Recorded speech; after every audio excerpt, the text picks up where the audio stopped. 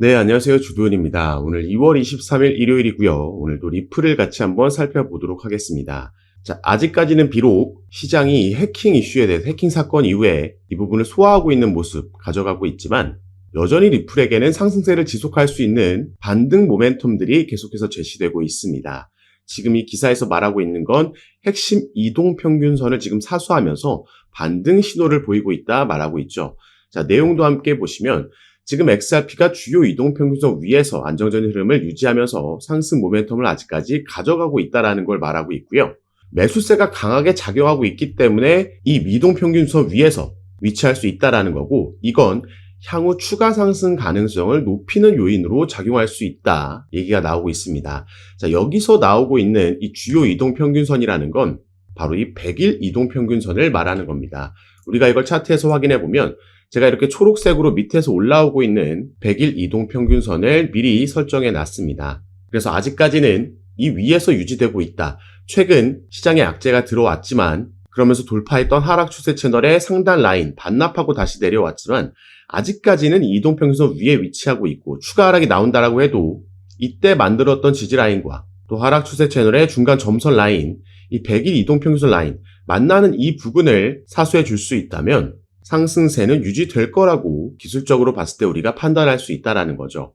그리고 여기에 추가로 리플은 이런 기술적인 부분뿐만 아니라 상황적인 측면에서도 충분히 반등을 가져갈 수 있는 재료들이 최근에 나오고 있습니다. 그래서 이 내용들도 같이 한번 살펴볼 건데, SEC와 바이낸스 소송이 지금 60일간 중단됐다. 이건 양측의 요청으로 인해서 중단됐다, 연기됐다 말씀을 드렸고요. 같은 날 SEC는 코인베이스의 소송도 연기 요청했다라는 거 말씀을 드렸죠. 그래서 리플에 대한 소송 관련해서도 연기되고 철회되면서 합의에 대한 기대감이 생겨날 거다 말씀을 드렸는데, 지금 코인베이스와의 소송은 연기 이후에 이게 지금 철회까지 확정이 됐습니다.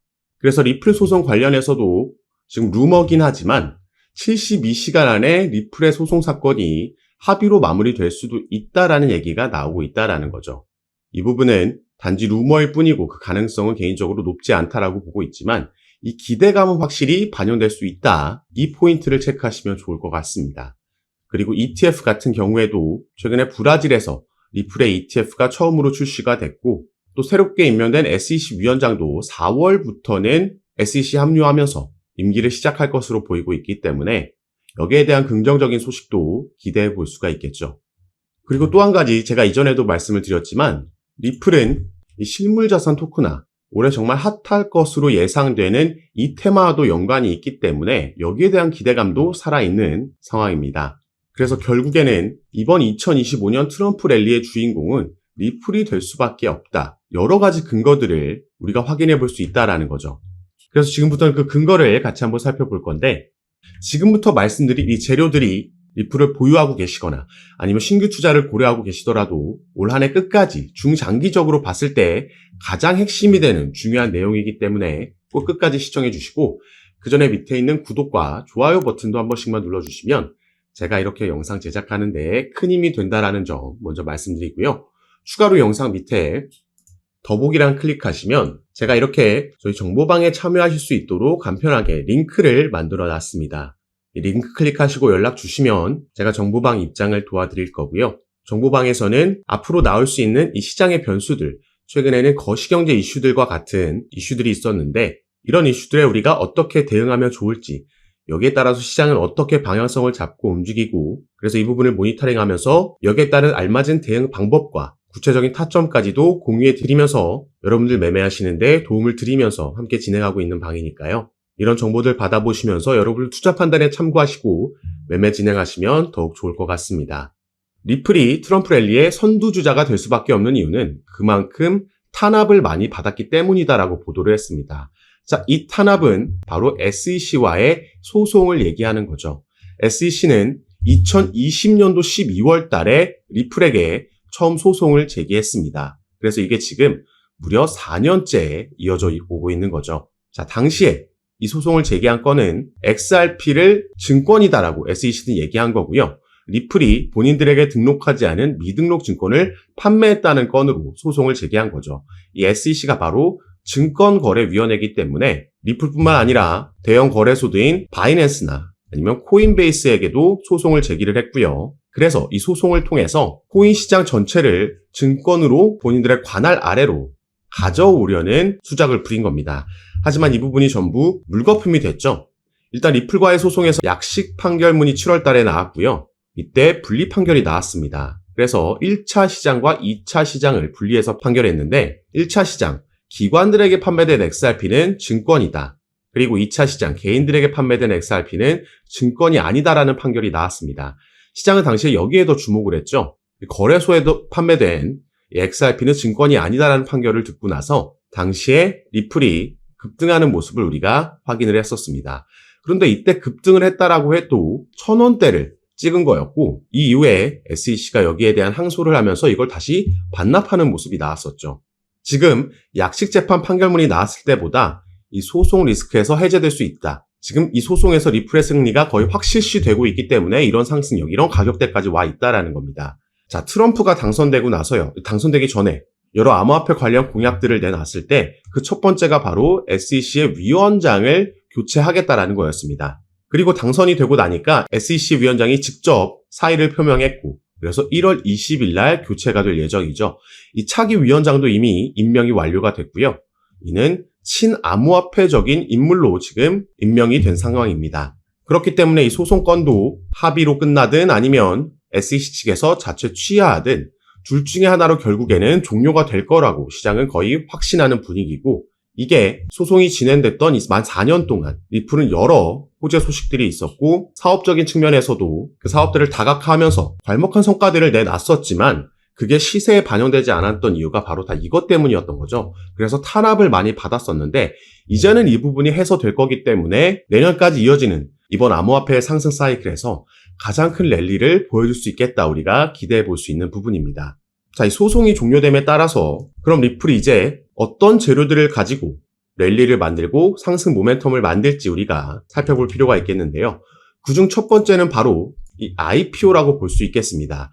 트럼프 당선으로 인해서 암호화폐 기업들의 IPO 가능성이 커졌다라고 나와 있는데 자, 우리가 용어를 하나 말씀드리자면 ICO는 XRP와 같은 이 코인이 거래소에 상장되는 것을 의미합니다. 반면 IPO 같은 경우에는 이 XRP를 발행하는 기업, 바로 리플랩스죠. 리플랩스가 미국의 증권 시장에 상장되는 것을 의미합니다. 이게 당연히 더 큰 먹거리라고 우리가 볼 수가 있겠죠. 그리고 리플 같은 경우에는 이 IPO를 사실 이전부터 소송이 진행되고 있을 때부터 준비해 왔었습니다. 그래서 작년에도 이런 기사가 나왔었죠. 리플의 IPO 가능성 솔솔, XRP $600 넘을 수도 있다. 자, 이건 정확하게는 XRP가 아니라 리플이 IPO를 했을 때 나스닥에 상장됐을 때 리플의 주가를 얘기를 했던 거였습니다. 자, 4월 달에 일단 작년 4월 달에요. 리플 같은 경우에는 뉴욕에서 비공개 로드쇼를 개최했었습니다. IPO 관련 로드쇼였고 그래서 당시에 이 로드쇼에 대부분의 투자 기업들이 전부 참여했었다라고 보도가 나갔었죠.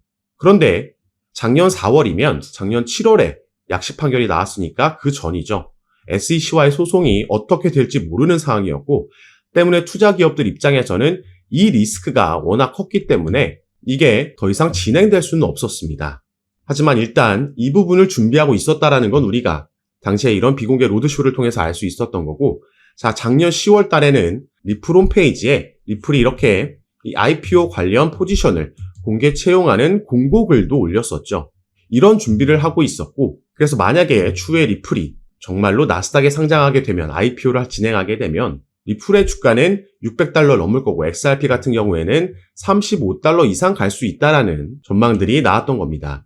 그리고 이제 트럼프가 당선됨에 따라서 SEC의 소송이 종료될 거라는 기대감에 다시 한번 최근에는 이런 리플이 기업 공개에 착수했다라는 기사를 우리가 당연히 기대해 볼 수 있었던 겁니다. 이게 충분히 내년에도 진행 가능성이 있고 조금 더 구체적인 소식이 들려온다면 이건 정말 리플에게는 폭등 재료가 돼줄 수 있는 그 첫 번째 요인이 된다라는 거죠. 그리고 또 한 가지는 리플이 10월 달에 발표했었던 바로 이 수탁 서비스가 되겠습니다. 자, 리플은 작년부터 무려 2개의 수탁 기업을 인수를 했습니다. 이걸 전부 현금으로 인수를 했었고 당시에 메타코라는 가장 먼저 스위스 기반을 둔 수탁 업체를 인수하면서 주목을 받았었는데 자, 일단 이 수탁 서비스가 뭔지부터 우리가 알아야겠죠. 밑에 보시면 이 수탁 서비스 영어로는 커스터디 서비스라고 하는데 이건 디지털 자산을 보관할 수 있도록 지원하는 서비스.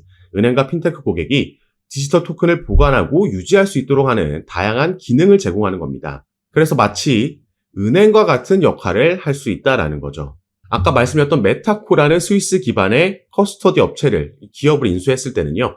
이미 메타코가 보유하고 있던 고객들이 꽤나 세력급이라고 볼 수 있는 대형 기업들이었고 이제는 이 기업들이 리플의 고객사가 된 겁니다. 그런데 여기서 더 중요한 건 바로 이게 블랙록과 연관이 있기 때문이죠. 자, 블랙록의 CEO 레리 핑크라는 인물은요. 비트코인과 이더리움의 ETF 이건 모든 자산 토큰화의 시작이다라고 얘기를 했습니다. 자, 블랙록은 여러분 많이 들어보셨겠지만 세계 최대 자산 운용사고 작년에 비트코인 그리고 시장의 상승력에 시작을 이끌었던 게 바로 블랙록이었습니다. 당시에 비트코인 현물 ETF를 신청했다라는 소식이 전해졌을 때 이미 이런 상승력이 시작됐고 결국에는 비트코인에 이어서 이더리움까지 현물 ETF를 승인을 받은 거죠.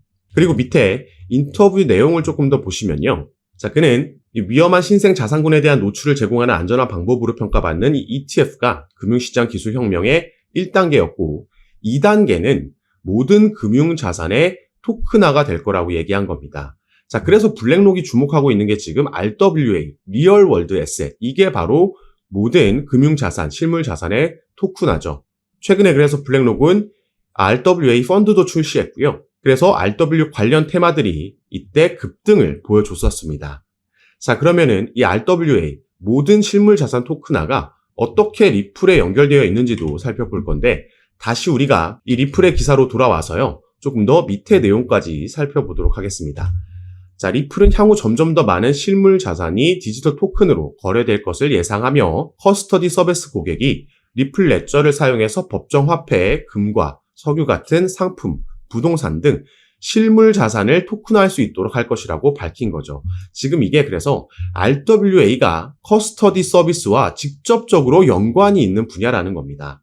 블랙록은 지금 이 RWA 주목하면서 여기를 키우고 투자할 생각인 거고 이것과 함께 클 수밖에 없는 커스터디 사업을 리플이 작년부터 준비하면서 여기에 또 선두주자로 나가고 있다라는 거죠.